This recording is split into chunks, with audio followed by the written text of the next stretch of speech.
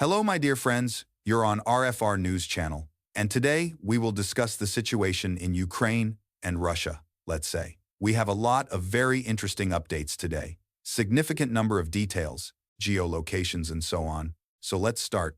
First, we're going to talk about very interesting situation in Greece, because Greek authorities have issued a blanket ban on public protests and outdoor gatherings in central Athens and surrounding districts during Ukrainian President Volodymyr Zelensky's visit on November 16, 2025. So this is very interesting development. The thing is that they're citing a serious security risk for this ban. The ban specifically covers downtown Athens, Philotea, Halandri, and other politically sensitive areas, and is in force from 6 a.m. to 10 p.m. on the day of his visit, so basically the entire day, let's say. Let me give you some reasons for this protest ban. The government and police justified the measure by referencing possible threats to public safety and the risk of disruptions to social and economic life during the high-risk diplomatic visit, so they're saying this is for security reasons. But the thing is that critics have raised concerns about the ban's impact on democratic rights and political expression, warning it may be seen as excessive or authoritarian, particularly as Zelensky's visit could spark strong public reactions. So we see that not everyone agrees with this decision, something like this. Now let's talk about Zelensky's agenda in Greece. During his trip, Zelensky is expected to meet Prime Minister Kyriakos Mitsotakis and other senior Greek officials, seeking Patriot air defense systems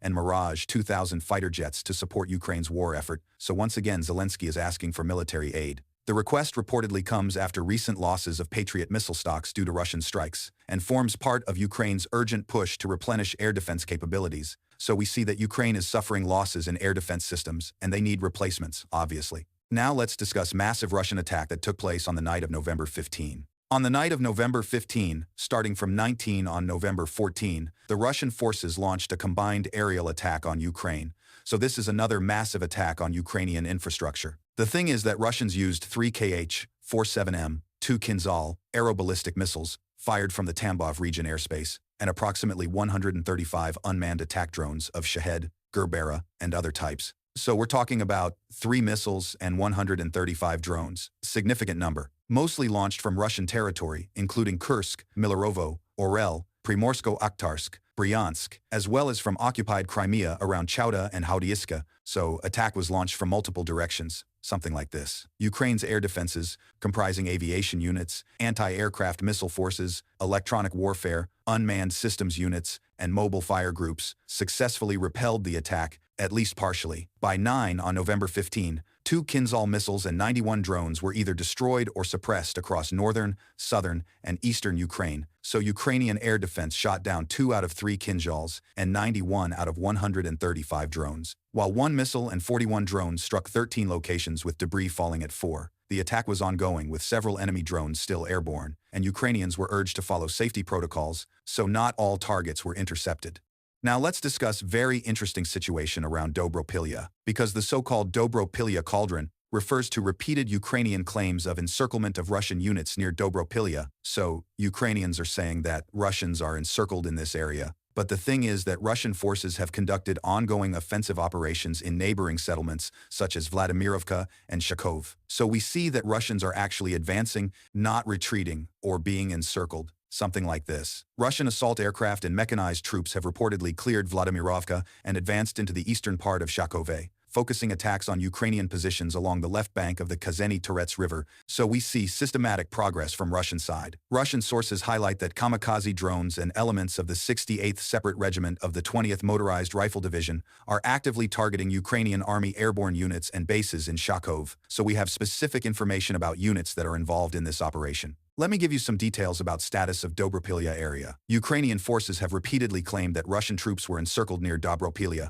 publicizing successes of a counteroffensive, so this is Ukrainian version of events. But Russian advances into Vladimirovka and Shakov contradict these claims, with recent reports confirming the occupation of eastern Shakov by Russian units and destruction of Ukrainian positions by both mechanized assault and drone strikes. So the reality on the ground is different from Ukrainian claims. Open sources confirm that in October and November, Russian groups concentrated on gaining control of neighborhoods near Shakov, targeting the riverbank and using kamikaze drones to attack Ukrainian defensive positions and bases. So this is ongoing operation, not just one attack. Ukrainian armed forces continue attempts to contain the Russian advance in the Dobropilya sector, focusing counterattacks on bridges, approaches, and choke points near settlements like Shakov and Nikonorivka, so Ukrainians are trying to stop Russian advance. But, obviously, they're having problems. Let's talk about operational impact. The dynamic around Dobropilya and Shakov illustrates the back-and-forth nature of the front, with local Russian breakthroughs regularly countered by Ukrainian interdiction and defensive actions, so we see that situation is changing constantly. Russian efforts are hampered by Ukrainian drone activity,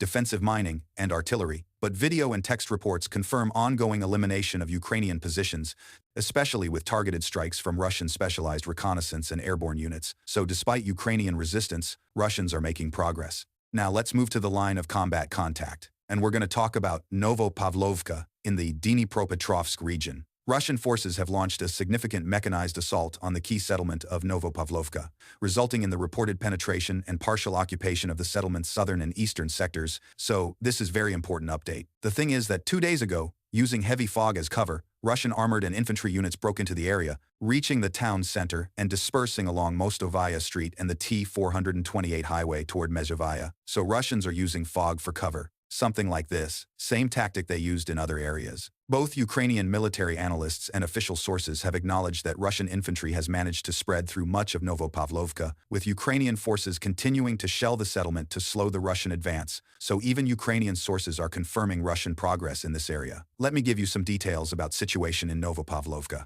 Russian mechanized columns entered Novopavlovka from the south and east with support from armored vehicles, taking advantage of limited visibility and Ukrainian defensive gaps, so we see coordinated attack with mechanized forces. Russian units have reportedly occupied significant portions of the settlement, reaching the central districts and establishing presence along key roads. So this is not just small progress, this is like significant breakthrough, I would say. The offensive was confirmed by both pro-Russian and some Ukrainian channels, which noted Russians spreading out across neighborhoods and using local terrain for concealment and further tactical pushes, so we have confirmations from multiple sources.